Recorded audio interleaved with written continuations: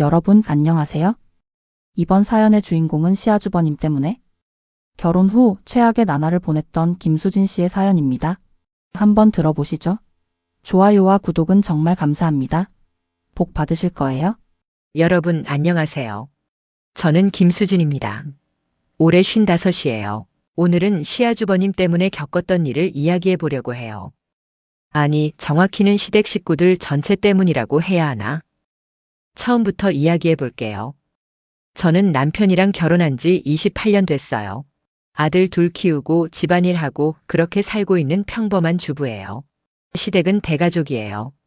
시어머니, 시아버지는 돌아가셨고 남편 형제가 5이에요. 큰형님, 작은형님, 남편 시동생, 그리고 막내 시누이. 다들 결혼해서 자식들 키우며 살고 있어요. 그 중에서 큰형님, 그러니까 시아주버님이 문제의 시작이었어요. 시아주버님은 평생 공무원으로 일하셨고 작년에 정년퇴직하셨어요. 그런데 퇴직하시고 얼마 안 돼서 시아주버님이 이혼을 하셨다는 거예요. 이혼하고 한 달쯤 지났을 때 여보, 큰형님이 우리 집 근처로 이사 오신대. 네. 왜요? 혼자 사시기 외롭다고. 가족들 가까이 있고 싶으시대. 저는 불안했어요. 왜 하필 우리 집 근처로? 근데 형님이 가까이 계시면 자주 뵐 수 있어서 좋다며 남편은 기뻐하더라고요. 이사는 일주일 후 우리 아파트 바로 옆 동 걸어서 2분 거리로 오셨어요. 이사 당일 남편이랑 아들들은 같이 가서 짐 옮기는 거 돕고 저는 집 청소하고 정리 도와드리는데 하루가 꼬박 걸렸어요. 이틀 후 초인종이 울려서 문을 열어보니 시아주버님이셨어요. 아주버님 무슨 일이세요? 수진아, 밥 먹었어? 아직이요. 나도 안 먹었는데 같이 먹을까? 저는 어쩔 수 없이 들어오라고 말하고 급하게 밥상을 차렸어요. 남편은 회사에 있었고 아들들은 학교에 있어서 아주버님이랑 저 둘이서 밥을 먹었어요. 저 혼자 먹으면 간단하게 차려서 먹을 텐데 아주버님이 계시니 너무 신경 쓰였어요. 수진아, 너 음식 솜씨는 정말 좋다. 집사람이 만든 것보다 훨씬 맛있어. 나는 갑자기 혼자 살려니 밥 해먹기가 힘들구나 라고 하시는데 뭐 어쩌라는 거지. 앞으로 계속 밥을 차려달라는 건가. 아주버님이 가시고 저는 설거지를 하며 이런저런 생각을 하다가 뭐 한 번쯤은 괜찮지 하고 넘겼어요. 그런데 다음 날도 또 점심시간에 오신 거예요. 수진아, 오늘도 같이 먹을까? 저는 또 밥상을 차렸어요. 그 다음 날도 매일 점심시간마다 아주버님이 오셨고 일주일이 지나자 저는 불편해지기 시작했어요. 매일 식사 챙겨드리는 게 부담스럽고 귀찮기도 했거든요. 근데 말을 못하겠더라고요. 저한테 그만 오시고 아주버님 혼자 챙겨 드세요. 이 말을 어떻게 하겠어요. 2주가 지났을 때 그날은 아주버님이 큰 봉지를 들고 오셨어요. 수진아, 이거 빨래인데 좀 해줄 수 있어? 저는 깜짝 놀랐어요. 빨래를요? 응. 혼자 하려니까 잘 안 되더라. 세탁기 돌리는 게 어려워. 내가 뭘 혼자 해봤어야지. 저는 난감했지만 거절 못하고 그대로 받아들고 세탁기에 넣었어요. 양이 꽤 많았는데 2주치는 좋게 되는 것 같았어요. 세탁기를 2번 돌리고 말리고 개고 다림질까지 해서 다음 날 갖다 드렸더니 수진아, 고맙다, 깨끗하게 잘 해줬네 라며 좋아하셨어요.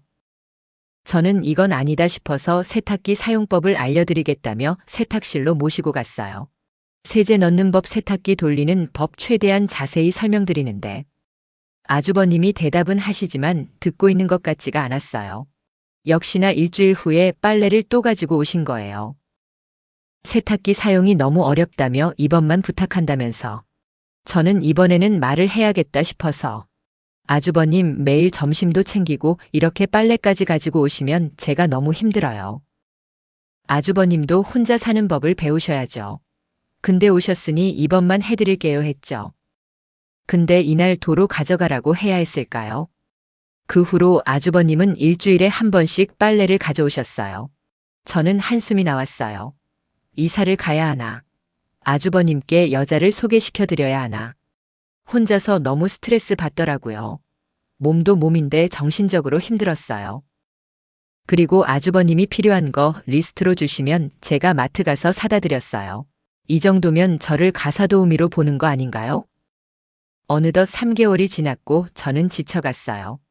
이대로는 안 되겠다 싶어서 남편에게 여보, 아주버님 일이 너무 많아요. 매일 밥 차려드리고 빨래하고 청소하고. 형님 혼자 사시잖아. 좀 도와드리면 어때? 저도 제 일이 있어요. 당신 전업주부잖아. 시간 많으면서 뭘 그래. 어차피 집안일 하는 거 형님 거 좀 더 하면 되지.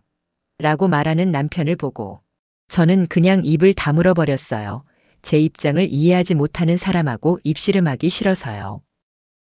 다음 날 제가 감기에 걸렸는지 스트레스 때문인지 열이 나고 몸이 아파서 침대에 누워 있는데 오늘도 어김없이 점심시간이 되자 초인종이 울렸어요.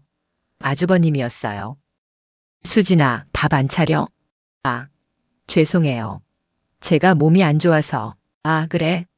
그래도 밥은 먹어야지. 저는 어쩔 수 없이 아픈 몸을 이끌고 부엌으로 가서 밥을 차리고 같이 앉았는데 도저히 밥이 넘어가질 않는 거예요.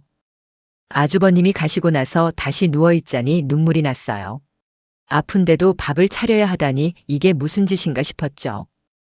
이걸 어떻게 해결해야 할까 생각하고 생각하다 곧 명절이라는 게 떠올랐어요. 시댁 식구들이 다 모이는 날 작은 형님, 시동생, 시누이 가족들 다요. 명절 당일 저는 집도 청소하고 음식도 만들고 준비를 많이 했어요. 가족들이 다 모였고 밥 먹는데 역시나 시아주버님 이야기가 나왔어요. 언니 요즘 큰오빠 많이 도와주신다며? 네, 조금요. 조금이 아니라 많이 하시는 것 같던데. 매일 밥 차려드리고 빨래에 청소까지. 시동생이 거들었어요. 형수님 고생 많으시네요. 큰형님 혼자 사시니까 힘드시겠어요. 혹시 도와주겠다고 할까 기대했는데 아무도 그런 말 안 하더라고요. 작은 형님이 동서가 워낙 잘하시니까 큰 아주버님이 편하시겠어요. 옆에 있던 시누이는 맞아요. 언니는 살림 솜씨가 좋으시니까. 라고 하는데 저는 기가 막혔어요. 칭찬이 아니라 부담을 떠넘기는 거잖아요. 참으면 안 되겠다 싶어서 근데 저도 매일 하다 보니까 좀 힘드네요 했더니 작은 형님이 웃으며 말했어요. 지금까지 아주버님이 잘하셨잖아요. 동서가 좀 더 신경 써줘. 시동생도 거들었어요. 큰형님 혼자 사시는데 누군가는 챙겨드려야죠. 근데 형수님이 제일 가까이 계시니까. 저는 말문이 막혔어요. 어떻게 아무도 도와주겠다는 사람이 없고 모두 당연하게 제가 해야 한다고 생각하는 거죠? 옆에서 아무 말 없이 가만히 앉아있는 남편이 제일 밉고 서운했어요. 그날 밤 저는 잠도 못 자고 계속 생각했어요. 나는 왜 이렇게 살아야 하나? 내 시간은 하나도 없고 시아주버님 뒤치다꺼리나 하고. 시댁 가족들은 당연하게 여기고 이대로 가다가는 화병에 걸려 죽을지도 모르다 생각하고 침대를 박차고 일어나 계산을 하기 시작했어요. 지난 4개월 동안 제가 아주버님한테 해드린 일을 다 적었어요. 점심 식사를 10,000원씩 해서 4개월 계산하면 120만 원. 빨래 일주일에 한 번 3만 원씩 계산하면 48만 원. 청소 5만 원씩 계산하면 80만 원. 장보기 대행 2만 원씩 32만 원. 총 280만 원. 4개월 동안 280만 원어치 일을 한 거예요. 저는 항목별로 날짜, 내용, 금액까지 다 엑셀로 정리한 다음 가족 단톡방에 올렸어요. 시댁 식구들 다 있는 단톡방에 사진을 올리고 글을 썼어요. 지난 4개월 동안 아주버님 뒷바라지 하느라 들어간 금액 총 280만 원입니다. 앞으로는 유료로 진행하겠습니다. 제 메시지를 다 읽기는 했지만 아무도 답장을 안 했어요. 30분쯤 지났을 때 남편한테서 전화가 왔어요. 여보, 지금 뭐 하는 거야? 왜요? 단톡방에 왜 그런 거 올려? 미친 거야? 미칠 게 뭐가 있어요? 제가 일한 대가예요. 형님한테 돈을 받겠다고? 미쳤어? 일한 만큼 받는 게 당연하죠. 당신 지금 정신이 있어 없어? 당장 삭제해. 남편이 화를 내며 전화를 끊었어요. 잠시 후 시동생한테서 전화 와서는 형수님, 단톡방에 올린 거 뭐예요? 제가 일한 내역이에요. 그래도 가족 조금 도와준 걸로 돈을 받겠다고요? 일한 만큼 받는 게 당연하죠. 형수님, 너무하시는 거 아니에요? 호의로 해놓고 왜 돈을 받아요? 호의가 아니라 노동이에요. 큰형님이 적어보면 얼마나 서운해 하시겠어요. 서운한 건 저예요. 4개월 동안 공짜로 일했어요. 아니, 가족끼리 그런 게 어딨어요. 서로 돕는 거죠. 그럼 다 같이 저 좀 도와주세요. 왜 저만 혼자 하죠? 우리는 바빠요. 형수님은 전업주부잖아요. 또 그 말이었어요. 전업주부 시간은 공짜인가요? 저는 이제 아주버님 일은 하나도 안 하기로 결심했어요. 다음날 점심시간 아주버님이 초인종을 또 눌렀어요. 어제 단체 카톡에서 제가 보낸 거 보셨을 텐데 어떻게 또 오실 수가 있죠? 저는 그냥 무시하고 혼자 간단하게 라면을 끓여 먹었어요. 3일째 되는 날 점심시간에 남편한테서 전화가 왔어요. 여보, 형님이 전화하셨어. 당신 왜 문 안 열어줘? 이제 안 해드릴 거예요. 뭐? 아주버님 밥, 빨래, 청소다요. 이제 안 할 거예요. 미쳤어? 나이 많은 형님 좀 그냥 해드리면 안 되겠어? 아주버님 알아서 드시라고 하세요. 당신 정말. 저는 전화를 끊었어요. 저녁에 남편이 화가 나서 집에 들어오자마자 소리치는 거예요. 당신 지금 뭐 하는 거야? 제가 뭘 했는데요? 형님 밥도 안 차려주고 문도 안 열어주고. 저는 더 이상 안 할 거예요. 왜? 돈도 안 주면서 일만 시키잖아요. 돈? 또 돈 얘기야? 당연하죠. 일한 만큼 받아야죠. 저도 힘들어요. 남편은 더 이상 말하지 않고 화가 난 얼굴로 방으로 들어갔어요. 일주일이 지났고 저는 아주버님 일을 하나도 안 했어요. 문도 안 열어줬고 전화도 안 받았어요. 그러던 어느 날 작은 형님한테서 전화가 왔어요. 동서 아주버님이 나한테 전화해서 밥 좀 해달라고 해서 어제 반찬 조금 해다 드렸어. 그러셨군요. 동서 아주버님이 너무 불쌍하잖아. 그럼 형님이 계속 해드리세요라고 말하며 저는 전화를 끊었어요. 며칠 후에 시동생한테서도 전화가 왔어요. 아주버님이 빨래 좀 해달라고 해서 빨래방에서 다 해다 드렸다고요. 시동생이 불만스럽게 말했어요. 형수님이 하던 거 왜 갑자기 안 하세요? 제가 왜 해야 하는데요? 그동안 잘하셨잖아요. 공짜로 하기 싫어서요. 시동생은 화를 내며 전화를 끊었어요. 2주쯤 지났을 때 작은 형님한테서 또 전화가 왔어요. 동서, 내가 아주버님 반찬 계속 해드릴 수가 없어. 나도 일하고 집안일 하느라 바빠. 그럼 안 하시면 돼요. 그게 아주버님이 계속 전화하시잖아. 거절하세요. 동서가 다시 해주면 안 돼? 싫어요. 작은 형님이 답답하다는 듯이 말했어요. 동서도 참. 가족인데 그렇게까지 해야 해? 형님도 가족인데 하기 싫다면서요. 왜 저한테만 시켜요? 작은 형님은 대답 없이 전화를 끊었어요. 한 달 동안 저는 아무것도 하지 않고 형제들이 돌아가면서 아주버님을 도왔어요. 작은 형님은 일주일에 한 번 반찬을 해다 드렸고 시동생은 빨래를 받아서 빨래방에 맡겼고 시누이는 한 달에 2번 청소를 해드렸어요. 2달이 지나 아주버님 빼고 시댁 식구들이 다 모이는 자리가 있었는데 다들 얼굴이 피곤해 보이더라고요. 작은 형님이 한숨을 쉬며 말했어요. 아주버님 반찬 해드리는 게 너무 힘들어요. 저도 일하는데 주말에 반찬까지 해야 하니까. 시동생도 거들었어요. 저도요. 형님 빨래 받아다가 빨래방 맡기는 것도 일이에요. 비용도 만만치 않고 시누이도 불평했어요. 청소도 마찬가지예요. 한 달에 2번씩 가서 청소하는 게 보통 일이 아니에요. 작은 형님이 저를 쳐다봤어요. 동서는 어떻게 4개월 동안 혼자 다 했어? 저는 담담하게 대답했어요.